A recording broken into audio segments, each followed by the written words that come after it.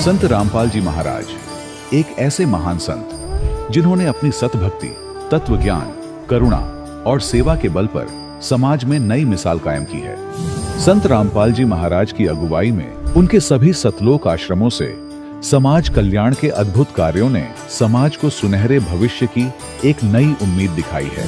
संत रामपाल जी महाराज से नाम दीक्षा लेने के बाद लाखों लोगों की लाइलाज बीमारियां जैसे कैंसर, एड्स आदि ठीक हुई। संत जी के ज्ञान से प्रेरित होकर उनके अनुयायियों ने लाखों यूनिट रक्तदान किया। संत जी ने लाखों बहन बेटियों का दहेज मुक्त विवाह करवाया।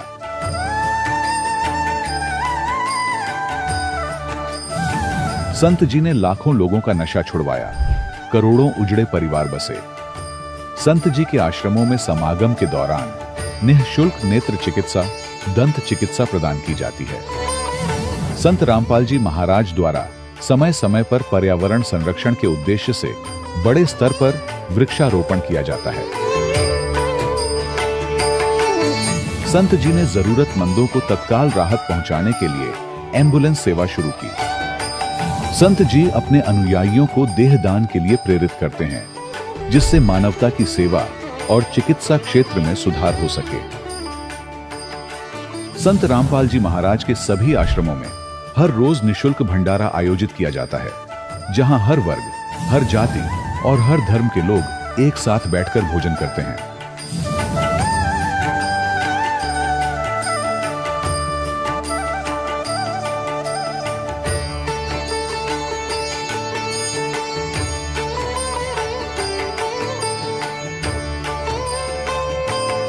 संत रामपाल जी महाराज के आश्रम में हजारों बुजुर्गों को सम्मान और प्यार के साथ जीवन जीने का अवसर मिलता है। उनके खाने, रहने और स्वास्थ्य की पूरी जिम्मेदारी संत रामपाल जी महाराज उठाते हैं।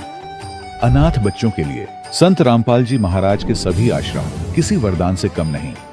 यहाँ उन्हें शिक्षा, संस्कार और भविष्य के लिए बेहतर अवसर प्रदान किए जाते हैं।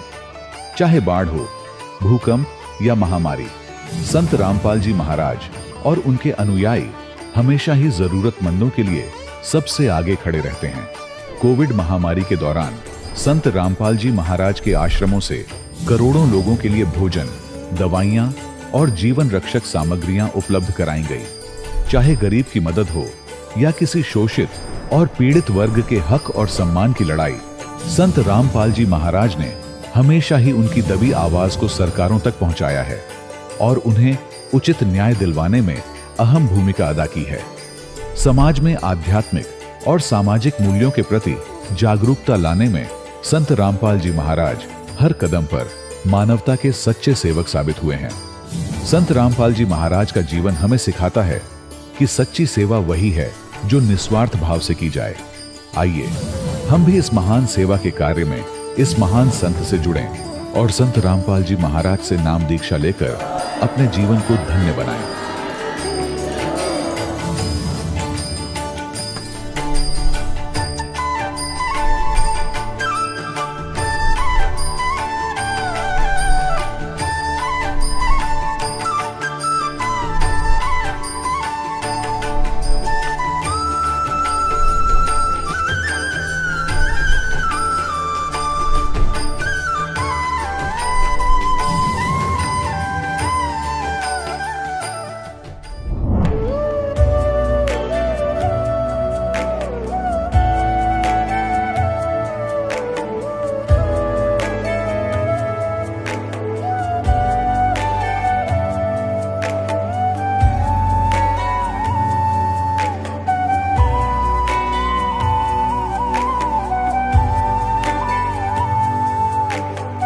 प्रभु राम देव भगवान अल्लाह खुदा ईश आदि नाम एक ही शक्ति के हैं।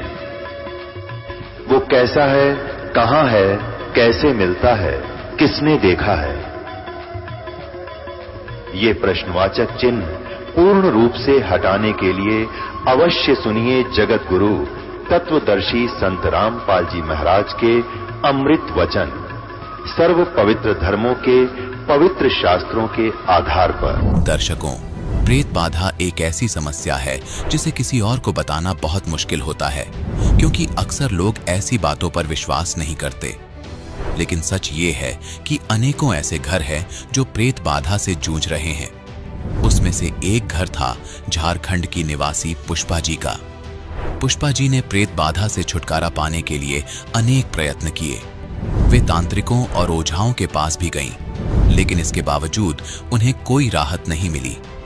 फिर एक दिन एक प्रेत ने ही पुष्पा जी को बताया कि पुष्पा, तू हरियाणा जा, वहां एक पूर्ण संत हैं, वही तेरा समाधान करेंगे। तो आइए जानते हैं कि क्या पुष्पा जी को वह पूर्ण संत मिल गया। सुनते हैं पुष्पा जी की कहानी, उन्हीं की जुबानी। नमस्कार जी। नमस्कार सर। क्या नाम है जी आपका? पुष्पा सिंह। कहाँ से हैं आप? झारखंड से। हम आपसे ये जानना चाहेंगे कि संत रामपाल जी महाराज जी से आपने कब नाम दीक्षा ली? 2011 4 मार्च। संत रामपाल जी महाराज से नाम दीक्षा लेने से पहले क्या आप कोई भक्ति साधना करते थे? हाँ जी, करते थे। हिंदू मुताबिक में जो देवी देवता का भक्ति करते थे उसी के अनुसार हम चल रहे थे, पर कोई लाभ नहीं मिल रहा था। क्या भक्ति साधनाएं करते थे आप? देवी देवता की भक्ति, जैसे शंकर भगवान, हनुमान जी। व्रत वगैरह करते थे? हाँ, किया करते थे, जैसे हमारे घर में बताया करते थे तो किया करते थे। आपसे ये जानना चाहेंगे कि फिर आपने संत रामपाल जी महाराज जी से नाम दीक्षा क्यों ली? क्या कारण हुआ कि आपको संत रामपाल जी महाराज जी से नाम दीक्षा लेनी पड़ी? इसके पीछे ये कारण है सर कि अचानक 2010 में रात 12 बज रहे थे, अचानक मेरा हालत एकदम बिगड़ गया। जीभ काफ़ी लंबे लंबे निकलने लगे और बाल ऑटोमेटिक खुल जाया करता था और आँख घूमने लगते थे। तो मेरे हस्बैंड सोचे कि क्या हो गया, अचानक इसका माइंड क्या हो गया। उसके बाद दूसरे दिन हुआ तो लोग जो वहाँ पर जो हम जिस फ्लैट में रहते थे वहाँ के जो मेंबर थे एक तो बताएं कैसे उसके ऊपरी बाधा है, जिसके वजह से फिर जाकर वहाँ से जो तांत्रिक होते हैं मुस्लिम धर्म के उनको बुलाया गया, तो वो कुछ भी नहीं कर सका। यहाँ तक कि जो हनुमान जी को लोग बोलते हैं कि हनुमान चालीसा पढ़ने से भूत प्रेत भाग जाते हैं, ऐसा कुछ नहीं है, क्योंकि हमें पता है कि जब मेरे पास भूत प्रेत का बाधा होता था तो हनुमान जी को लोग पूरा जो पुस्तक था वो मेरे हाथों में दे दिया। हम हनुमान जी का पुस्तक हाथों से पढ़ा करते थे पर कुछ होता नहीं था और मेरा पूरा सर एकदम, आँख पूरा घूमने लगता था, बाल पूरा एकदम ऑटोमेटिक खुल जाता था। तो मेरे घर के सारे लोग बहुत काफ़ी परेशान थे, एकदम काफ़ी निराश हो गए, जिसके वजह से काफ़ी उन लोग को मतलब दुखों का सामना करना पड़ा। मेरे माँ पिताजी काफ़ी रो रहे थे क्योंकि उस घर की सबसे बड़ी बेटी थे, तो जिसके वजह से वो लोग काफ़ी दिखाने का कोशिश किए, पर कुछ दिन तक ठीक रहता था, पर ऐसा कुछ नहीं हुआ। जब वहाँ हजारीबाग में ठीक नहीं हुआ तो फिर मेरा गांव पड़ता है आरा जिला, वहाँ पर भी लोग दिखाएं किसी न किसी मतलब तांत्रिक से, देवी देवता से, मंदिरों में हनुमान जी, काली जी का सब जगह गए, पर वहाँ भी कुछ ऐसा निवारण नहीं हो सका। उसके बाद फिर वहाँ से वापस आए तो हमारे घर मैके जमशेदपुर पड़ता है, वहाँ पर भी गए तो नवरात्र सब मेरी मम्मी लोग की थी, पर ऐसा कुछ होता नहीं था। मेरा ऑटोमेटिक नवरात्र के ही दिन में मेरे पूरे मतलब 9-10 भूत प्रेत का बाधा ऐसा लग रहा था। फिर मेरी मम्मी बहुत घबराई, फिर एक मुस्लिम धर्म के तांत्रिक के पास लेकर गई, जिससे पता चला कि मेरे अंदर 7, 8, 10 भूत थे। तो जिसके वजह से वहाँ पर मतलब कुछ दिन तक तो ठीक रहे, 1-2 महीना तक। उसके बाद फिर मेरा वही स्टार्ट होने लगा। फिर दोबारा 2011 में मेरा फरवरी मार्च में मेरे अचानक तबीयत काफ़ी ख़राब हो गया, क्योंकि 26 जनवरी 2011 में नेशनल गेम लगा हुआ था रांची में, जिसकी वजह से हम वहाँ पर कोच का काम करते थे। मेरी अचानक तबीयत काफ़ी ख़राब हो गई, जिसकी वजह से मेरी मम्मी तुरंत जमशेदपुर लेकर गई। वहाँ पर मेरी हालत ख़राब होने की वजह से तांत्रिक के पास गया। वहाँ पर जितने भूत प्रेत था वो निकालने का कोशिश करता था। उसमें से एक कुल देवता थे हमारे जो घर के, मम्मी पापा के घर के मायके घर कुल देवता थे, अनजान बाबा जिनका नाम था। तो वो उस तांत्रिक से नहीं निकल रहा था। उसने पूरे डंके के चोट पे बोल दिया कि अपने बेटी को तू बचा नहीं सकता, चाहे तू कहीं भी किसी भी कोना में पृथ्वी के किसी भी चल जाओ, नहीं बचा सकता है। अगर तुम्हारी बेटी बच सकती है तो सिर्फ एक ही जगह बच सकती है, हरियाणा में बापों का बाप बैठा है, यानी वो परमात्मा बैठा है, वहाँ पर ही तुम्हारी बेटी बच सकती है, नहीं तो कहीं भी किसी भी धरती के कोने पर, क्या पूरे ब्रह्मांड में नहीं बचा सकता है, सिर्फ हरियाणा में ही जाएगा तो तुम बचा सकते हो। किसने बोला ये मेरे जो अंदर भूत था, कुल देवता अनजान बाबा का नाम से, वो फेमस था, उसने कहा। क्या उससे पहले आप लोगों ने संत रामपाल जी महाराज जी का नाम सुना था? नहीं, नाम नहीं सुना था। इसके वजह से हम काफ़ी परेशानियों से घिरे हुए थे। ये कब की बात है? ये 2011 की बात है। इससे पहले आपने कभी संत रामपाल जी महाराज जी का नाम नहीं सुना था? नहीं, 2010 में मेरे हस्बैंड को बुक मिली हुई थी, जो उन्होंने हमें बताया नहीं था कि ज्ञान गंगा पुस्तक उनको मिल चुका है, क्योंकि ट्रेन में वो लेकर आए और फिर वो वैसे ही घर में रख दी। आपको बाद में पता चला? 2011 में जनवरी के समय में उस बुक को अचानक, हम जैसे हस्बैंड वाइफ दोनों जॉब करते हैं, तो मेरा लेज़र पीरियड था, तो मेरा खाली पीरियड था, तो हम सोचे कि इस बुक में क्या है, ज्ञान गंगा नाम में कुछ डिफरेंट बुक है, तो उस बुक को हम लेकर गए। दरअसल हम आपसे ये जानना चाहते हैं कि संत रामपाल जी महाराज जी का नाम, जो आपके अंदर जो प्रेत आत्मा थी, जिनको आप बता रहे हैं कोई बाबा थे, उन्होंने कहा कि संत रामपाल जी महाराज हरियाणा में कोई संत है, ऐसा महात्मा है जो आपकी इस भूत प्रेत की बाधा को ठीक कर सकता है। तो हम आपसे ये जानना चाहते हैं कि आपके पति को जो पुस्तक मिली थी, क्या उस टाइम पे आपको पता चल चुका था संत रामपाल जी महाराज जी ही आपकी इस समस्या को दूर कर सकते हैं? ये पुस्तक 2010 में अगस्त में मिला ट्रेन में, जो मैं पढ़ नहीं सकी थी, उसको ठीक जनवरी में मैंने 2011 में पढ़ा। उस पुस्तक को पढ़ने के बाद बहुत सारा चमत्कार पड़े हुए थे। मैंने कभी नहीं सुना था संत रामपाल जी महाराज जी के बारे में, तो सिर्फ मैंने इतना सोचा कि परमात्मा भगवान का जो उसमें लाभ कैसे होता है, किस तरह होता है, भगवान कैसे सुख देता है, उस ज्ञान गंगा पुस्तक के पढ़ने के बाद ही पता चला। पहले तो ऐसा था कि भक्ति करते थे पर लाभ कुछ होता नहीं था। नहीं, ऐसा भी तो हो सकता है कि आपने पुस्तक पढ़ी और माइंड में आपको ये बातें घूमने लगी कि उसके बाद ही आपके अंदर जो प्रेत है उसने कहा हो कि संत रामपाल जी महाराज जी के पास चले जाओ, या उससे पहले आपने कभी नाम ही नहीं सुना था? नाम तो सुना नहीं था, बल्कि उसके बाद वो खुद प्रेत बाधा उसने खुद कह दिया कि आपकी बेटी बच ही नहीं सकती है। उसके बाद आपने संत रामपाल जी महाराज जी के बारे में जानना शुरू किया था। तो फिर जाके फिर हमारे घर के फैमिली काफ़ी दुखी थे, जिसकी वजह से उन्होंने फिर संत रामपाल जी महाराज जी का कैसे जाना होता है, उसका पीछे जो ज्ञान गंगा पुस्तक के पीछे जो नक्शा लिखा हुआ था, उसके मुताबिक हम लोग टिकट कटवाएं और फिर आश्रम हरियाणा पहुँचे। अच्छा, जो बातें जहाँ से शुरू होती है वही अब मुकाम पे है कि जैसे ही जो आपके अंदर जो भूत प्रेत की बाधा थी, उन्होंने कहा कि संत रामपाल जी महाराज जी ही ठीक कर सकते हैं, पूरी पृथ्वी पर केवल एक ही जगह है। क्या वो बात सही साबित हुई? जो आपके अंदर भूत प्रेत जो बोल रहा था कि केवल वहीं पर ये बाधा ठीक हो सकती है, तो क्या संत रामपाल जी महाराज जी से नाम दीक्षा लेने के बाद ही आप ठीक हुए? जब हम सब तरह से थक चुके थे, मंदिर, मस्जिद, गुरुद्वारा सब जगह जा चुके थे, जब इंसान का तबीयत खराब होता है ना, तो उसके माँ पिताजी काफ़ी दुखी होते हैं। तब उन समय वो हिंदू, मुस्लिम, सिख, ईसाई नहीं देखते हैं, वो सभी धर्म में जाना स्टार्ट कर देते ताकि उसका बच्चा ठीक हो सके। उस समय वहाँ पर मानसिकता खत्म हो जाता है, जाति पाति क्या होता है। तो उसके बाद हमारी जब संत रामपाल जी महाराज जी के शरण में गए, तो जो हमारे भूत पाता का बाधा था, जिसकी वजह से काफ़ी परेशान हुआ करते थे, वो संत रामपाल जी के महाराज जी के शरण में जाते ही और नाम दीक्षा लेते ही आशीर्वाद मात्र से, सिर्फ दर्शन फर्स्ट बार ही मैंने किया था, ये भी नहीं जानते थे कि संत रामपाल जी महाराज जी के मतलब क्या होता है। मतलब वहाँ पर जैसे गए तो वहाँ के सभी आश्रम में रखते ही पाँव एक अलग सा माहौल लगा, एक अलग सा दुनिया, जहाँ लगा कि पूरा दुखों का संसार में से निकल के सतलोक जो आश्रम पहुँचे, लगा कि एक बहुत सुकून शांति भरा दुनिया था। जो हमें प्यार उस दुनिया में नहीं मिल सका, वो सतलोक आश्रम में मिला, अपनापन। और संत रामपाल जी महाराज जी के पास जाते हैं, हमारा तुरंत जो हमारे भूत प्रेत का जो बाधा था, वो संत रामपाल जी महाराज जी के दया से एकदम बिल्कुल पूरी तरह से ठीक है। और जो छोटी मोटी हमारी जो बीमारियां थी, बहुत सारी बीमारियां थी छोटी मोटी, वो तो परमात्मा ने उसी समय हमारे जो उनके मंत्र जो देते हैं संत रामपाल जी महाराज जी, उसमें इतनी पावर है, इतनी शक्ति है। उस मंत्र को करते करते में जो हमारी छोटी मोटी जो भी बीमारियां थी या जो भी थी, माइग्रेन थे, वो सारे परमात्मा के उस मंत्र के करने से ही हो गए समाप्त। तो आपकी जो इतनी बड़ी समस्या थी वो संत रामपाल जी महाराज जी से नाम दीक्षा लेने के बाद ठीक हो गई। इसके अलावा संत रामपाल जी महाराज जी से नाम दीक्षा लेने के बाद आपको कोई लाभ मिला हो? ऐसे तो संत रामपाल जी महाराज से जुड़ने के बाद भगवान क्या होता है, कैसे सुख देता है, ये संत रामपाल जी महाराज जी के शरण में ही आने से पता चला। जैसे सभी संत कहा करते थे कि सबका मालिक एक है, और कहीं कहीं पढ़ा भी करते थे, किसी मंदिर में या ट्रक के पीछे पढ़ा करते थे कि सबका मालिक एक है, पर किसी ने उसका नाम नहीं बताया कि वो मालिक है कौन। संत रामपाल जी महाराज जी विथ प्रूफ के साथ ये साबित करते हैं कि वह पूर्ण परमात्मा, सबका मालिक एक है, जिसका नाम कबीर है।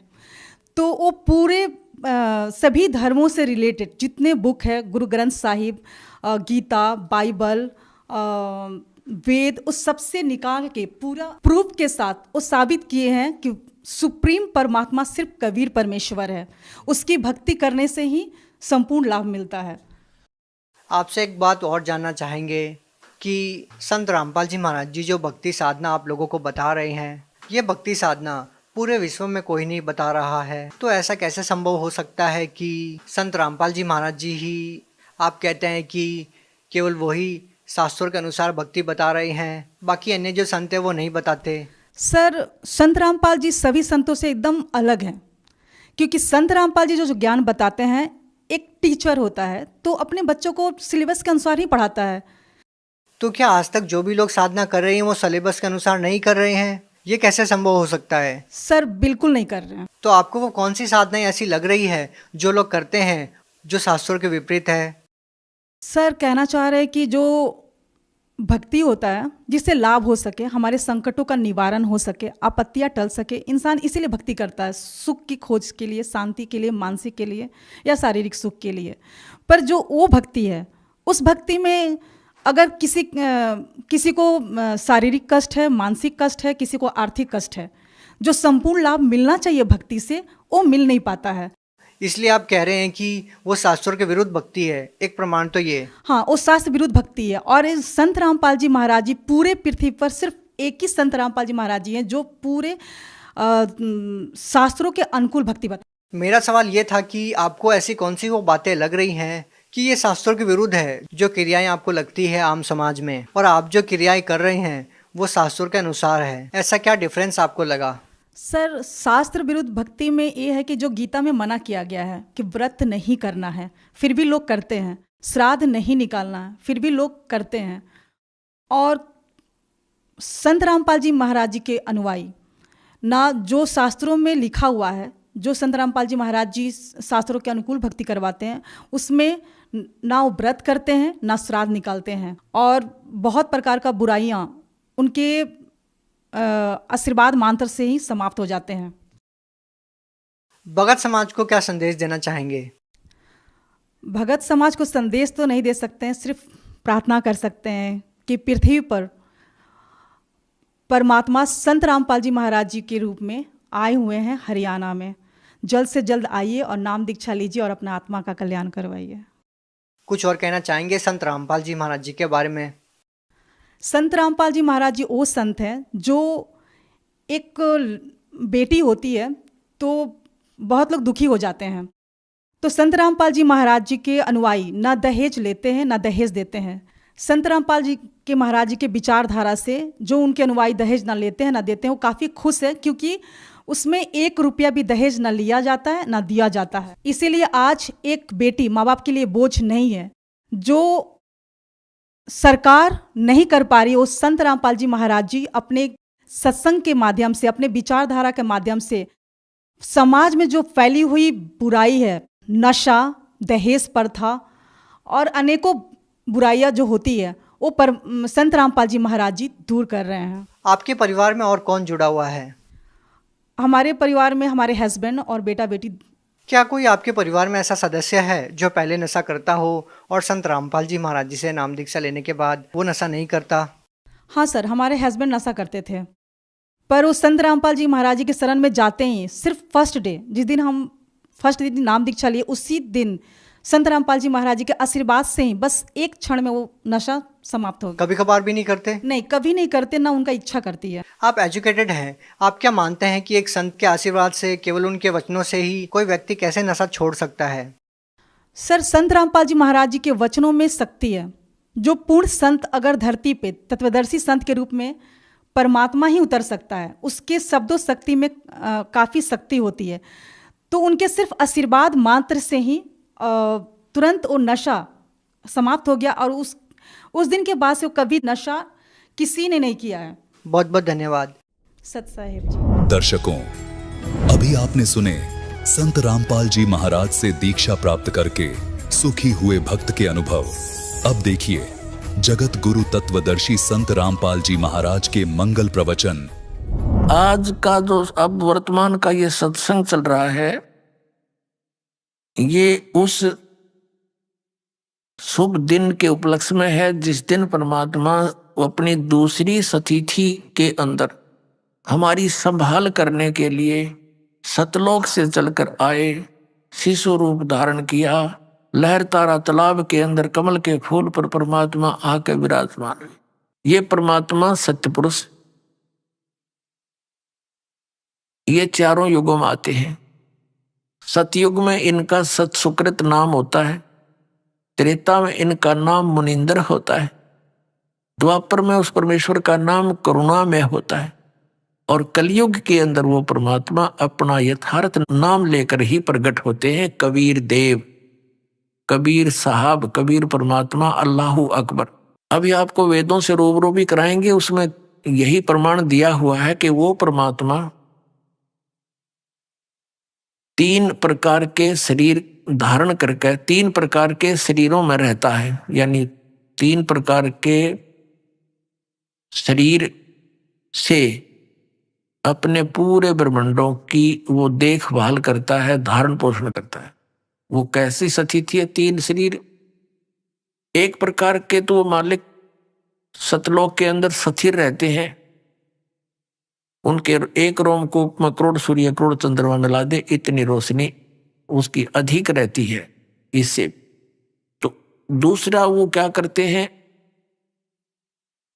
प्रत्येक युग में एक शिशु रूप धारण करके एक लीला करते हैं। उनको एक निसंतान दंपति उठा ले जाते हैं और धीरे धीरे वो एक लीला में तरीके से बड़े होते हैं।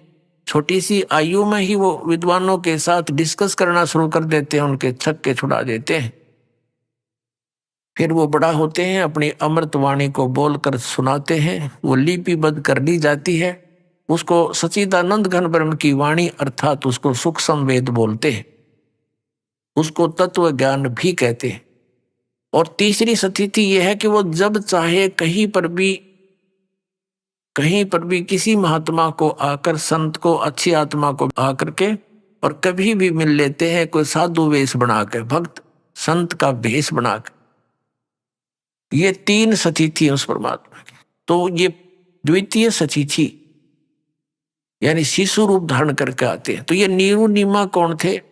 ये द्वापर के अंदर एक सुदर्शन भक्त हुआ है वाल्मीकि जाति में, और वो परमात्मा जब कबीर साहब करुणामय नाम से आए हुए थे, वो उनका पक्का भगत था और जिसने पांडवों की यज्ञ को संपूर्ण किया था। उस परमात्मा के इस सत भक्ति मंत्र से जो आपको प्राप्त हो रहा है। अब सुदर्शन जी ने भगवान से कहा कि प्रभु मेरे माता पिता आपके ज्ञान को स्वीकार नहीं कर रहे हैं और ये बिल्कुल नहीं मानते, इनको समझाने की चेष्टा को करो। परमात्मा ने बहुत बार कहा लेकिन उन्होंने एक नहीं सुनी कि तू कहाँ से ले आया? विष्णु जी से ऊपर ब्रह्मा विष्णु महेश से ऊपर भगवान कहाँ आ गया तेरा? हम नहीं मानते। उनकी मृत्यु होगी। सुदर्शन जी जो थे, सुपद सुदर्शन वाल्मीकि, वो बड़े चिंतित थे। प्रभु ने कहा बेटा आप किस बात की चिंता किए हुए हो? ये तो सबने आना और जाना है, जो सत भक्ति नहीं करेंगे उनकी ऐसी ये चक्कर बना ही रहेगा। तो सुदर्शन जी ने कहा कि परमात्मा अब तो अंतर्यामी है, इस मरने और जीने की चिंता दास को नहीं है। मुझे चिंता ये सता रही है कि मेरे माता पिता कितनी अच्छी आत्मा के थे और आपके ज्ञान को ना स्वीकार करके अब उनकी क्या दुर्गति होगी, मैं नो चिंतित हूं। मरना तो कोई बात नहीं। और तब परमात्मा ने कहा भी, एक दिन भगवान ने कहा कि सुदर्शन चल तुझे सतलोक ले चलूं। कहने लगा ले चलो मालिक, हम तैयार बैठा आपका दास। फिर परमेश्वर ने कहा कि कोई तेरी यहाँ इच्छा तो नहीं है किसी यहाँ संसार की किसी वस्तु में? तब उसने कहा परमात्मा और मेरी कोई इच्छा नहीं, एक इच्छा समझो और चाहे मेरी कमजोरी समझो, आप तो अंतर्यामी हैं कि मेरे माता पिता बहुत अच्छे थे, ये प्रभु उन्होंने भक्ति नहीं करी, अब वो कितना कष्ट उठा रहे होंगे। मेरी आपसे प्रार्थना है कि हे परमात्मा उनको किसी जन्म में अपनी शरण में ले लेना, उनका कल्याण करना। अब पुण्यात्माओं परमात्मा ने सोचा कि अब देख इतना ज्ञान दे दिया और फिर भी इतना प्रेशर इसके ऊपर, इस अज्ञान का। फिर मालिक ने सोचा कि एक मुश्किल से एक भगत तैयार होया है और ये और रह जाएगा इस माँ बाप के चक्कर में। तो परमात्मा ने कहा बेटा तू चिंता ना करे, तेरे माता पिता को मैं अवश्य शरण में दूंगा और उसको पार कर दूंगा। तब वो प्रसन्न हो गया, खुश हो गया। अब मैं निश्चिंत हो गया भगवान कि अच्छा चालीब तू अब मर ले, सतलोक में चल। अब उसको सतलोक भेजा। तो कहने का भाव ये है, यह भी कमजोरी है हमारी, अंत में जब तक हमारा हृदय यहाँ से कंप्लीटली नहीं हट जाएगा तो हम फिर यहीं आ जाएंगे। लेकिन जो साधना आप कर रहे हो ये अनमोल रत्न है, ये आपको यहाँ पर वापस मिल जाएगा। फिर इसका फायदा क्या हुआ, स्वर्ग में चले जाओगे, वहां देवता बन जाओगे, फिर मृत्यु होगी, फिर यहाँ 84 लाख में फिर भटकोगे। अब ये सुदर्शन का ये भी कमजोरी थी, वीकनेस थी उसकी, वो भी यही रखने की, काल के जाल में फंसाए रखने की। जैसे एक वृद्ध व्यक्ति कमजोर सा था, उसके अस्थि पंजर सा दिखा था, डॉक्टर के पास गया, डॉक्टर से कहा डॉक्टर जी मैं उठता हूं ना तो मुझे चक्कर आते हैं। डॉक्टर ने कहा कि बाबा यह कमजोरी है, वीकनेस है, कमजोरी। फिर कहा कि मेरी पिंडलियों में दर्द रहता है। डॉक्टर ने कहा कमजोरी है। मेरे सिर में दर्द हो जाता है। डॉक्टर ने कहा बाबा कमजोरी है। तो वो बाबा जो है बूढ़ा नाराज हो गया और कहने लगा तो डॉक्टर है गमचक्कर, एक के बाद जाना है क्या, कमजोरी है, कमजोरी है, कुछ और भी कहेगा। तो डॉक्टर ने बोला बाबा यह भी कमजोरी है, क्योंकि कमजोर आदमी ने गुस्सा गणाया करे। तो यह भी कमजोरी ही थी उसकी, सुदर्शन जी की, जो न्यू कह था अगर मेरी क्या इच्छा नहीं है भगवान, किसी चीज में इच्छा नहीं है, बस मेरे माता पिता की याद आवे है कि वो कितना दुखी हो रहे होंगे। यह भी कमजोरी ये थी जो यहाँ फंसा देती, उसको माता पिता के पास पटक दे, वो काल उसको ठाके जहां आशा तहां बासा हुई। तो पुण्यात्माओं अगले जन्म में वो सुदर्शन जी के माता पिता ब्राह्मण और ब्राह्मणी दोनों का योग हो गया। तो परमात्मा उनको मिले, लेकिन उन्होंने उनकी बात को नहीं माना। 3-4 वर्ष के होके अंतर ध्यान हो गए, वापस फिर नहीं आए। जब परमात्मा ने कहा था तुम नाम ले लो, 3 वर्ष का बालक थे, और उस सुदर्शन की माता पिता वाली आत्मा से कहा कि तुम उपदेश ले लो, और वो नो के हम ये हमारे पास रहे और हमने नो के नाम ले लो, मैंने गुरु बना लो। देख बेइज्जती करे हमारी। परमात्मा अंतर ध्यान हो गए। वो सारी जीवन रो रो कर काटा हो ना, वो जीवन बहुत बुरी तरह रोते रहे, उनकी तरफ बना दी। ये सचमुच भगवान थे, हमने मानी नहीं उनकी बात। अगले जन्म में वो फिर ब्राह्मण ब्राह्मणी का हो गया, और वो भगवान शिव के उपासक थे। गौरी शंकर सरस्वती उनका नाम था। तो गौरी शंकर सरस्वती इनका नाम था। इनका दोनों का फिर योग हो गया पति पत्नी के रूप में। गौरी शंकर जो है ये भगवान शिव के पुजारी थे और बहुत ही नेक आत्मा थे। निस्वार्थ भाव से भगवान शिव की शिव पुराण की कथा करते थे, किसी को मिसगाइड नहीं करते थे अपनी रोजी रोटी के लिए। और कथा में जो भी कोई दान दक्षिणा आ जाती थी उसी से निर्वाह चल रहा था, और शेष जो बच जाता था भोजन से वो भंडारा कर देते थे, संग्रह नहीं करते थे। अब क्या हुआ, अन्य जो दूसरे ब्राह्मण थे वो रोजी रोटी के लिए कथाएं किया करते थे, वहां लोगों ने जाना कम कर दिया गौरी शंकर के पास उनका समूह ज्यादा हो गया, तो अन्य जो ब्राह्मण थे वो उनसे ईर्ष्या करने लग गए। इस बात का ज्ञान था मुसलमानों को, ये काशी शहर में जन्मे थे, तो मुसलमानों ने सोचा कि ये गौरी शंकर हिंदू धर्म का प्रचार घना कर रहा है और इसके साथ ये ब्राह्मण है नहीं, और उन गुरुओं के साथ ही जनता होती थी, जो वो कहते थे वही कर देते थे। तो मुसलमानों ने जबरदस्ती बलपूर्वक अपना जूठा पानी उनके कपड़ों पर छिड़क दिया। उस गौरी शंकर सरस्वती के कपड़ों पर घर में उनके मुंह में डाल दिया जबरदस्ती, और कह दिया ये मुसलमान बन गए, मुसलमान बन गए। अब वो जो विरोधी ग्रुप था ब्राह्मणों का, उन्होंने सब जगह कह दिया कि गौरी शंकर मुसलमान बन गए हैं, उनका वहां कोई नहीं जाएगा, उसको अधिकार नहीं रहा हमारे पुराणों और ग्रंथों के जो है ना प्रचार करने का। गंगा में स्नान करना भी बंद करवा दिया। अब वो विवश हो गए, निर्वाह की समस्या आ गई, तो उनका नाम रख दिया, एक का गौरी शंकर का नाम रख दिया नूर अली, जिसको नीरू कहने लगे, और सरस्वती का नाम रख दिया नियामत, उसको नीमा कहने लगे। इस प्रकार नीरू और नीमा नाम से वो दोनों प्रसिद्ध हुए।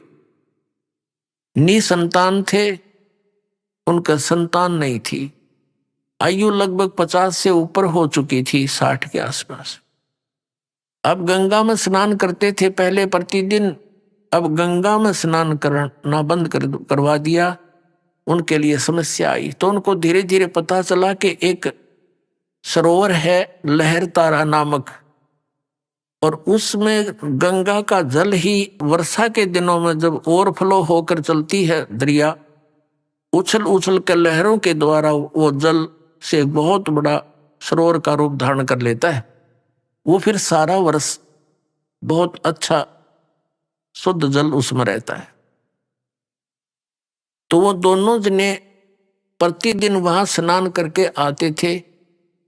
रोटी रोजी के लिए, निर्वाह के लिए उन्होंने एक सिंपल सा कारखाना लाया, यानी जिसमें कुछ भी खर्च ना हो, कपड़ा बुनने के।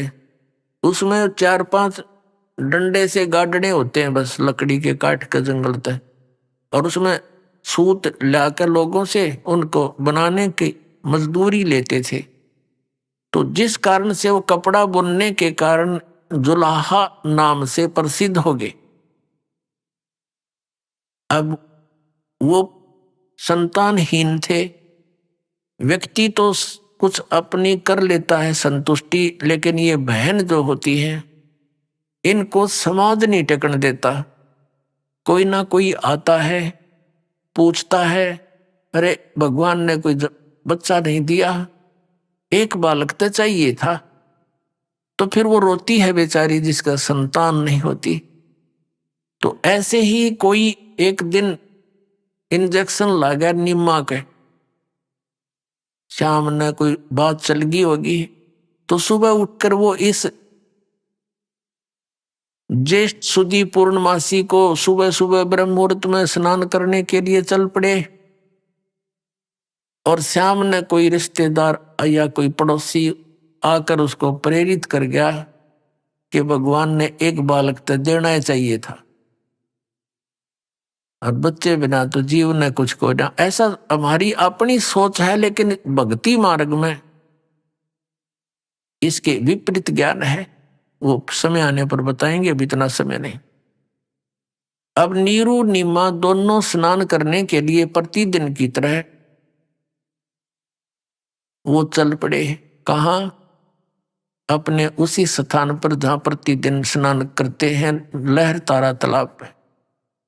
उधर से क्या होता है, वो परमेश्वर अपने लीलानुसार, अपने गुणानुसार सतलोक से गमन करके, गति करके, बिजली जैसी गति तीव्रता से वहां से आया। एक प्रकाश का पुंज दिखाई दिया, प्रकाश का गोला सा, और वहां पर एक प्रत्यक्ष दृष्टा थे अष्टानंद ऋषि। वो प्रतिदिन उसी स्थान पर स्नान करने जाते थे।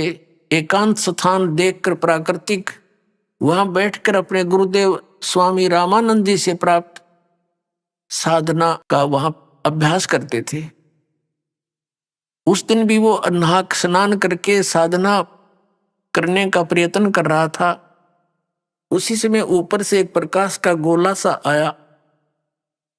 अष्टानंद महर्षि की आंखें ऊपर को हुई, देखा तो बहुत तेज था, वो आंखें बंद होगी। जैसे हम सूर्य की तरफ देखते हैं, हमारी आंखें सूर्य की तरफ ज्यादा देर नहीं देख सकती, फिर आंखें बंद हो जाती है। बंद आंखों में हम क्या देखते हैं कि सूर्य के आकार का एक धीमा सा गोला सा दिखाई देता है, उसका आकार दिखाई देता है, प्रकाश रहित। तो ऐसे जब अष्टानंद जी की आंखें बंद हुई, प्रकाश को सहन नहीं कर सकी, परमात्मा के प्रकाश को, तो आंखें बंद होगी। आंखें बंद होने से उसने क्या देखा कि कोई शिशु दिखाई देता, बालक। आंखें खोली, क्या देखा कि वो प्रकाश उस लहर तारा तालाब के ऊपर एक कोने में सिमट गया। आगे वो अंधेरा था, देख नहीं सका। अब उसने सोचा ये क्या देखा भगवान, अपने गुरु जी से शंका का समाधान कराऊंगा। वो तो उठकर चला गया और अपने गुरु स्वामी रामानंद जी से पूछा कि हे भगवान, आज मैंने ऐसे ऐसे देखा, ये कोई मेरी भक्ति की उपलब्धि है या कोई मेरा भ्रम है।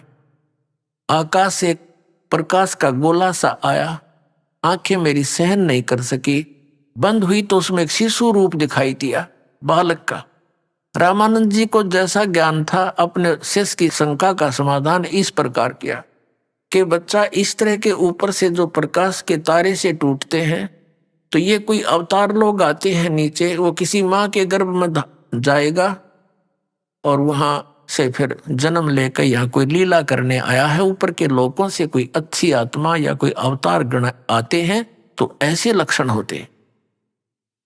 अब अष्टानंद तो संतुष्ट हुआ, क्योंकि गुरु जी जो शंका का समाधान करे वो फाइनल है। अब उधर से क्या हुआ, वो नीरू निमा आ रहे थे स्नान करने के लिए उसी स्थान पर लहर तारा तालाब में। रास्ते में नीमा को वो बातें याद आई जो शाम के समय किसी बहन ने उसको प्रेरणा कर दी थी कि बता, बालक बिना भी कोई जीवन हो से। तो वह ज्यादा दुखी हो रही थी, रोने लगी, हे भगवान, हे भगवान शिव जी। भले ही वो मुसलमान बन गए थे, लेकिन भगवान शिव की पूजा हृदय से वो भूल नहीं पाए थे। और कहने लगे, भगवान शंकर, आपके घर में क्या बच्चों की कमी है? इस दासी को भी एक कोई लाल दे देते, कोई बच्चा दे देते, मेरा भी संसार में हिस्सा हो जाता। पता नहीं क्या क्या बात बनावे हैं, मुझे देखकर छुप जाते हैं कि ये तो मनहूस आएगी। न्यू का कवर रोवे बुरी तरह। अब नीरू ने कहा, नीमा, यदि हमारे किस्मत में होता तो भगवान शंकर हमें दे ही देते। अब आंखें खराब ना करें, देखो बच्चा हमारा कोई है नहीं, आंखें तो रो रो कर अंधी हो जाएगी, उंगली पकड़ने वाला बुढ़ापे में कोई है नहीं, तो कुछ विचार विवेक से काम ले, मत रोया कर, चुप हो जा। ऐसे कहते कहते वो लहर तारा तालाब पर आ गई। अब पहले नीमा ने स्नान कर लिया, नीरू बाहर बैठ गया। नीमा स्नान करके बाहर आई, नीरू स्नान करने के लिए फिर लहर तारा तालाब में प्रवेश कर गया। अब ब्रह्म मुहूर्त होता है सुबह का 1.5 घंटा सूर्य उदय होने से पूर्व, और वो 1.5 घंटा ऐसा होता है, एक बार तो ऐसा अंधेरा दिखेगा, फिर तुरंत ही चांदना रोशनी सी बन जाती है, नो कुछ दिखाई सा खूब दिखाई देने लग जाता है। नीमा जो वस्त्र बांध कर स्नान किया था उसने, उसको धोने के लिए वापस किनारे पर गई तो क्या देखा कि कमल के फूल पर कोई वस्तु हिल रही है, क्योंकि परमात्मा लीला कर रहे थे, कमल के फूल पर लेटे हुए थे और एक पैर को हिला रहे थे। अब नीमा ने क्या देखा कि कोई सर्प तो नहीं है, कहीं मेरे पति को ना डस ले। जब ध्यान से देखा कि ये तो बालक है, अपने पति को जो साथ में स्नान कर रहा था गहरे पानी में, उसको आवाज लगाई कि जी देखना, देखना ये बालक, देखना ये बच्चा डूबेगा, जल में बच्चा डूबेगा, कमल के फूल पर बालक है। अब नीरू ने सोचा कि या तक कति मेंटल होली बच्चों के मुंह में, और देख अब इसने जल में भी बालक दिखाई देने लगे। हे भगवान सद्बुद्धि दो दाता इसको। तो वो कहने लगा स्नान करता करता कि नीमा तू कति पागल होगी। तो उसने कहा कि नहीं जी देखना सचमुच, देखो देखो ये रहा बच्चा डूबेगा। अब नीरू ने देखा कि आज इसकी आवाज में कुछ सच्चाई है। जिधर वो संकेत कर रही थी उधर देखा उसने कि सचमुच एक बालक है। तो उसने आओ देखा ना ताओ देखा, फट उठाया, कमल के फूल समेत तोड़ लिया बालक को और अपनी पत्नी को दे दिया। और नीमा इस परमेश्वर को लेकर के बाहर आ गई सरोवर से। अब नीरू नहा रहा था और नीमा ने देखा उस परमात्मा का इतना सुंदर शरीर, इतना सुंदर चेहरा। अपनात्मा जिस भगवान के नाम लेते रोम रोम खड़े हो जाते। और उस परमेश्वर के लिए दुनिया भक्त भटक रहे हैं, लाखों वर्षों, हजारों वर्षों, सैकड़ों वर्षों तक तपस्याएं कर ली, वो परमात्मा ना मिला। और उस बहन को नीमा की गोदी में बैठा है। अपनात्मा बर्फ तो दूर से ही ठंड कर देती है और निकट हो जाता कति गर्मी आसपास नहीं आने दे। तो संसारिक जो दुख उस भगवान की प्रेजेंस में छू मंतर हो जाते हैं। और जब ये टेंशन खत्म हो जाती है तो आत्मा अपने आप को हल्का सा महसूस करती है। तो परमात्मा की उपस्थिति में ये समाप्त हो जाते हैं। तो उस जिस मालिक के नाम लेने तो आत्मा गदगद हो जाती है और उसको वो माई लाड कर रही है, सीने से लगा रही है, कदे उसका मुंह चूम रही है और शुक्र मना रही है अपने भगवान शंकर का। हे भगवान, हे शंकर भगवान, आज अर्ज करी थी हृदय ते, आज सुन ली मेरी। अब परमात्मा कहते हैं कि जगत का पेख ना पेखा और धनी का नाम ना लेखा। वहां नंबर शंकर भगवान के बनने लग रहे हैं और मालिक खुद आ रहे हैं उसके लिए। तो हम ऐसे था हमारे साथ, हम लोकवेद के आधार से जो भी साधनाएं करते थे, जो भी सुख होता था प्रारब्ध बस, तो हम अपने इन भगवानों को क्रेडिट देते थे, ब्रह्मा विष्णु महेश और श्याम जी हनुमान जी को, जबकि ये इनका कोई रोल नहीं प्रारब्ध के अंदर, ना ये सुख दे सकते ना ये दुख दे सकते। अब यहाँ आपको थोड़ी सी अमृत वाणी सुनाते हैं, वो सच्चिदानंद घन ब्रह्म की वाणी। अपने आत्मा आपको परमात्मा की अमृत वाणी सुनाते हैं। 84 बंधन कटे कीनी कल्प कबीरे, भवन चतुर्दश लोक सब ये टूटे जम जंजीरे। अनंत कोट ब्रह्मांड में वो बंदी छोड़ कहाए, सो तो एक कबीर है वो जननी जने नमाए। पुणात्मा ये इतना लंबा सिलेबस है कि जो दास आज शुरू करना चाहे था, सुनाना चाहे था, वहां तक तो पहुंच ही नहीं पाया है। फिर भी ये सारा ज्ञान मिलकर ही हमारा पूरा कोर्स होगा। अब यहां क्या बताया है कि परमात्मा ने मालूम था कबीर परमेश्वर जी को कि मैं जो वाणी अपनी बोलकर जा रहा हूं सच्चिदानंद घन ब्रह्म की वाणी, कबीर वाणी, तो आने वाले समय में ये काल के दूत नकली कबीर पंथी इसमें बहुत सा फेरबदल कर देंगे, दंत कथा बना लेंगे। उसकी पूर्ति के लिए उन्होंने आदरणीय गरीबदास साहिब जी को वो सतलोक से चलकर आए एक साधु रूप में, गांव छुड़ाने जिला जज्जर हरियाणा के अंदर खेतों में गौ चरा रहे थे, वहां मिले। 10 वर्ष के बालक थे आदरणीय गरीबदास साहिब जी। उनकी आत्मा को सचखंड लेकर गए, सतलोक दिखाया, सारे ब्रह्मांड दिखाए, ब्रह्मा विष्णु महेश की सचिति से परिचित कराए, फिर उनको वापस छोड़ दिया। उन्होंने फिर वो परमात्मा की महिमा सुनाई, सारी आंखों देखी। अभी नकली कबीर पंथियों की थोड़ी सी झलक दिखाते हैं आपको। इनके द्वारा बताए गए परमात्मा के प्रगट का वैसे तो मिलता जुलता तो इन्होंने ठीक किया है, लेकिन हंसी आवे ऐसा ज्ञान कथा है बिना बेतुका। अब कहते हैं गुरु बिन काहू न पाया ज्ञाना, जो थोथा बुछड़े मूड के साना। ये देखिएगा कबीर सागर है, ये परमात्मा के सच्चिदानंद घनब्रह्म की वाणी है या, और लिपिबद्ध की है आदरणीय धर्मदास साहिब जी ने। खेमराज श्री कृष्ण दास प्रकाशन मुंबई से ये प्रकाशित है। ये कबीर पंथी ही इसका संशोधक है। कबीर पंथी भारत पथिक स्वामी युगलानंद बिहारी द्वारा पुरस्कृत। ये खेमराज प्रकाश श्री कृष्णदास ये प्रकाशक व मुद्रक हैं। इसके अध्यक्ष वेंकटेश्वर प्रेस, खेमराज श्री कृष्णदास मार्ग मुंबई। अब इसके देखियो न क्यों कर अड़ंगा कर रखे हैं।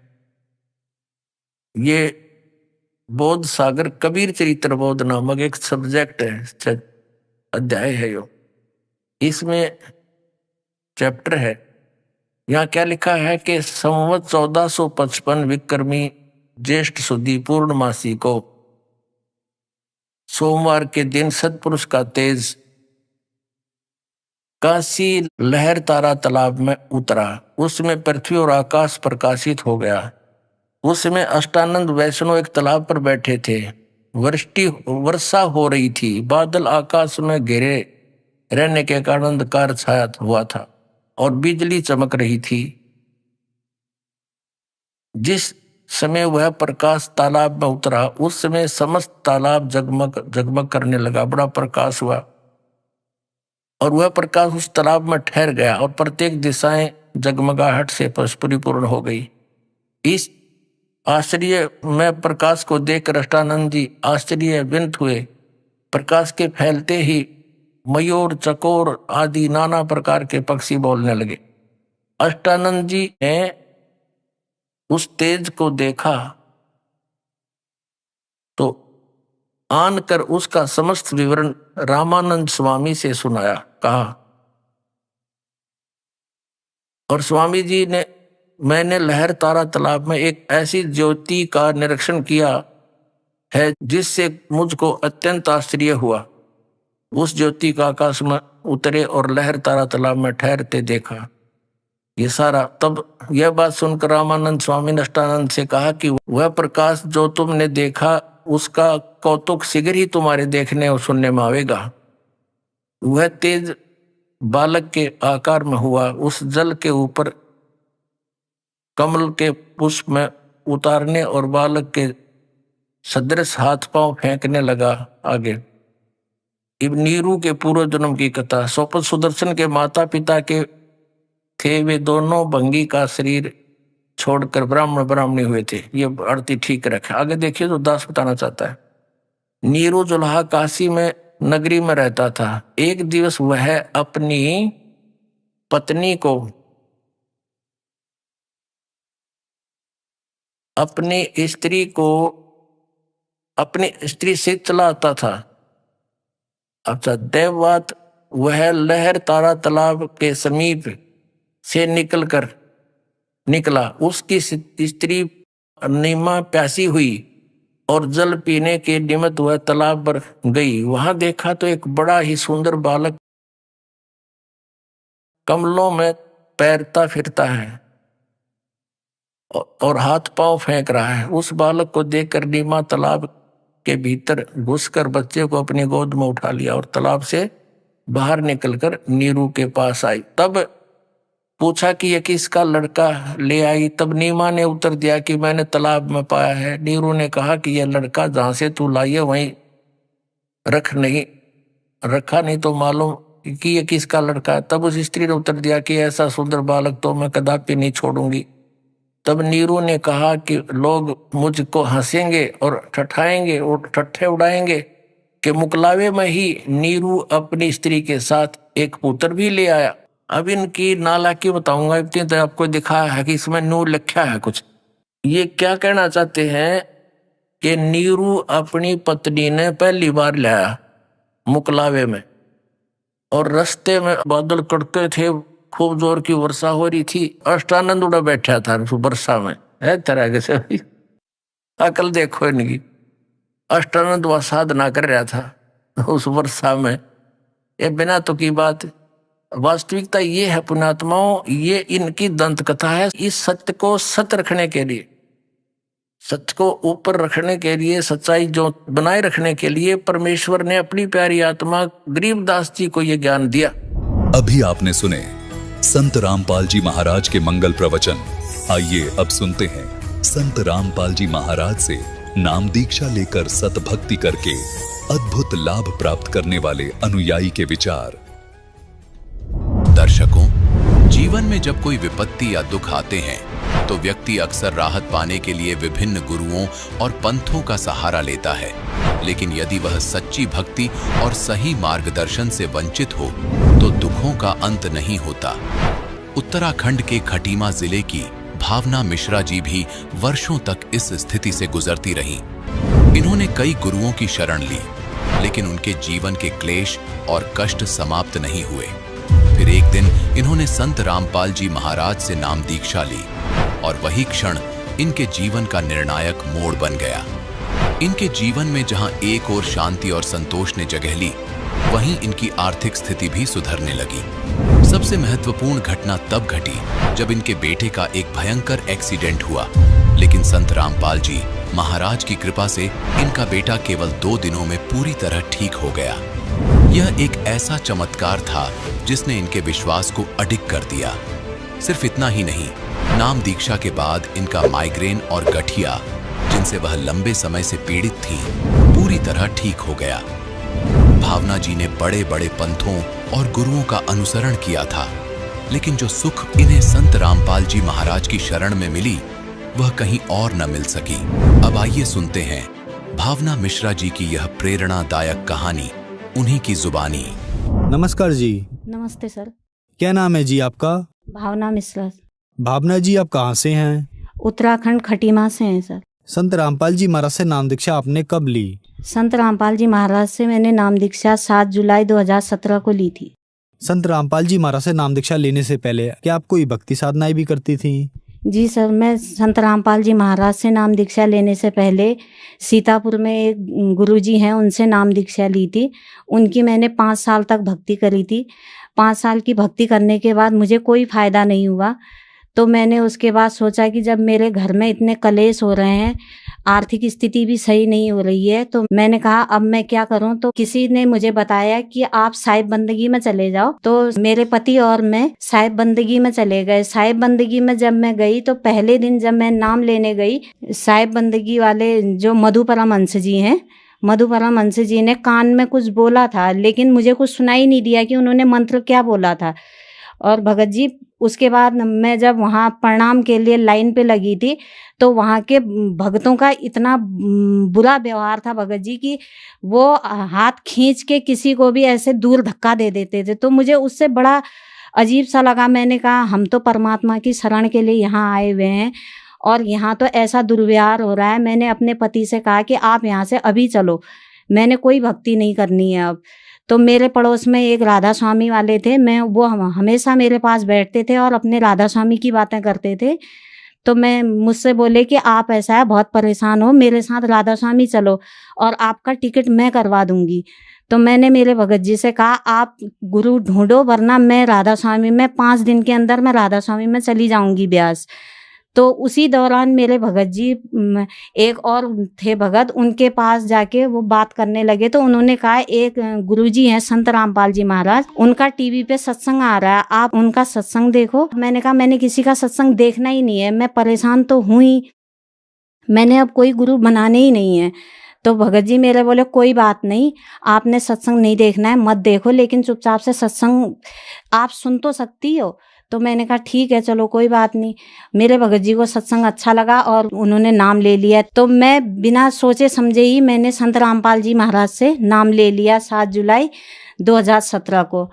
बहन जी, जैसा कि आपने बताया कि आप बहुत ज्यादा दुखी थी, अपने दुखों को लेकर आप मधु परमहंस जी के पास भी गईं, फिर आप राधा स्वामी के पास गए और फिर आपने संत रामपाल जी महाराज का सत्संग सुना और संत रामपाल जी महाराज से नाम दीक्षा ली। तो क्या संत रामपाल जी महाराज से नाम दीक्षा लेने के बाद आपको कोई लाभ भी मिले? जी भगत जी, संत रामपाल जी महाराज से नाम लेने के बाद मुझे आर्थिक, मानसिक, आध्यात्मिक हर तरह का लाभ मिला। भगत जी, मेरे घर में इतने कलेश होते थे, वो कलेश सब खत्म हुए और आर्थिक स्थिति भी मुझे दिन दोगुनी रात चौगुनी आर्थिक स्थिति हुई। भगत जी, मैं हर तरीके से परेशान थी। भगत जी, आज परमात्मा की दया से, संत रामपाल जी महाराज की दया से मैं बहुत खुश हूँ। और मेरे लड़के का इसी महीने बहुत बड़ा एक्सीडेंट हुआ था। स्कूल जा रहा था वो, मेरे बेटे का और मेरे भतीजे का एक्सीडेंट हुआ। जब यहाँ से फोन गया भगत जी, तो उन्होंने कहा कि आपके बच्चे हॉस्पिटल में हैं। तो लोगों ने उनको उठाया नहीं चौराहे से कि ख़त्म हो गए हैं बच्चे। मेरे घर में उसी दिन सत्संग था भगत जी, 8 बजे का टाइम था सुबह। परमात्मा के आगे जाके दंडवत करा, हे बंदी छोड़ परमात्मा सदगुरु रामपाल जी महाराज, आज आपका सत्संग मेरे घर में है। लोग तो मुझ पे ताने मारेंगे कि सत्संग तुमने रखाया है और तुम्हारे घर में ये हादसा हो गया। बंदी छोड़, ऐसा कुछ ना हो। मैंने जाके बंदी छोड़ परमात्मा सदगुरु रामपाल जी के आगे दंडवत प्रणाम करा। भगत जी, 1 घंटे के अंदर दोनों बच्चे घर आ गए। मेरे बेटे ने कहा, मम्मी मुझे हॉस्पिटल नहीं जाना है, परमात्मा पे विश्वास करो आप। और बंदी छोड़ सदगुरु रामपाल जी महाराज की दया से भगत जी, मेरा बेटा दूसरे दिन से ही खाना खाने लग गया, जबकि उसके दोनों होठों में टाँके लगे हुए थे। और मुझे माइग्रेन की प्रॉब्लम थी। मुझे माइग्रेन की प्रॉब्लम 5-6 सालों से थी। मेरे आधे सिर में इतना दर्द रहता था कि मुझे उल्टियाँ आती थी उस दर्द की वजह से। और वो माइग्रेन का दर्द मेरा कब ख़त्म हुआ कि मुझे खुद नहीं पता चला। मेरे बच्चे एक दिन बोल रहे थे कि मम्मी आजकल आपके माइग्रेन का दर्द नहीं होता है। तब मुझे एहसास हुआ कि मुझे तो आजकल माइग्रेन का दर्द ही नहीं हो रहा है। मैंने बहुत डॉक्टरों को दिखाया और संत रामपाल जी महाराज की दया से मेरा माइग्रेन का दर्द सही हो गया और मेरी आर्थिक स्थिति सही हो गई, बंदी छोड़ सदगुरु रामपाल जी महाराज की दया से। और आज सुबह ही मेरे एक लाभ और हुआ है भगत जी कि मेरे फंटी बल्ली का काम था हमारे, हम उसको बेचना चाह रहे थे और सदगुरु रामपाल जी महाराज की दया से कल रात मैंने परमात्मा से कहा था कि बंदी छोड़, कल इंटरव्यू है मेरा, मैंने वहाँ जाना है और मैं इंटरव्यू में क्या बोलूँगी। तो परमात्मा की दया से, सदगुरु रामपाल जी महाराज की दया से आज सुबह ही 10 लाख का एक ग्राहक आया और बोला मैं आपकी फंटी बल्ली मैं ले जाऊंगा। मेरे गठिया की वजह से मेरे आंखों में रेडनेस आ गई थी सर। मैंने सोचा कि मेरी आंखों की प्रॉब्लम है, इसलिए मैं सत्या नेत्रालय सितारगंज हॉस्पिटल में मैंने चेकअप के लिए गई। तो उन्होंने मेरी जाँचें करवाई थी। जाँच में मेरे सर ये मेरी गठिया की शिकायत बताई और जिसमें मेरी गठिया की शिकायत ये है 70% गठिया की शिकायत मेरी आई है रिपोर्ट।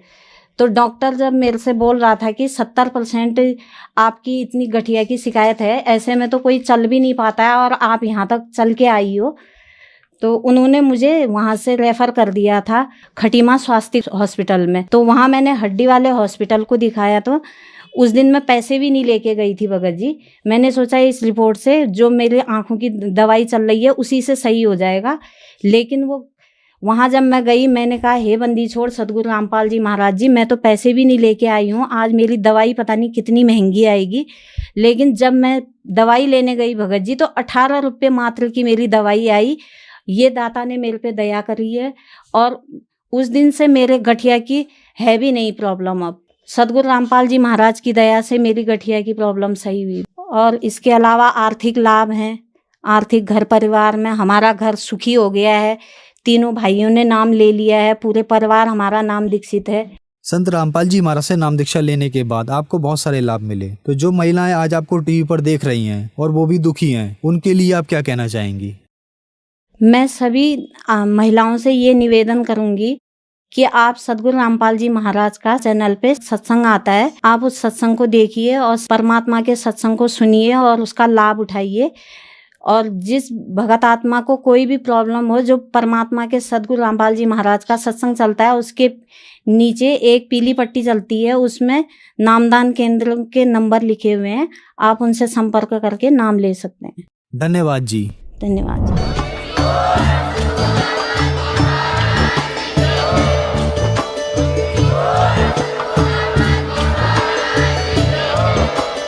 आप सुन रहे थे जगत गुरु तत्वदर्शी संत रामपाल जी महाराज जी के मंगल प्रवचन। अधिक जानकारी के लिए विजिट कीजिए हमारी वेबसाइट www.jagatgururampalji.org। संत रामपाल जी महाराज जी के शुभ आशीर्वाद से पूरे विश्व भर में 500 से भी ज्यादा नाम दीक्षा केंद्र हैं, जिन पर संत रामपाल जी महाराज जी द्वारा ऑनलाइन निशुल्क नाम दीक्षा दी जा रही है। अपने नजदीकी नाम दीक्षा केंद्र का पता करने के लिए संपर्क करें 8222880541।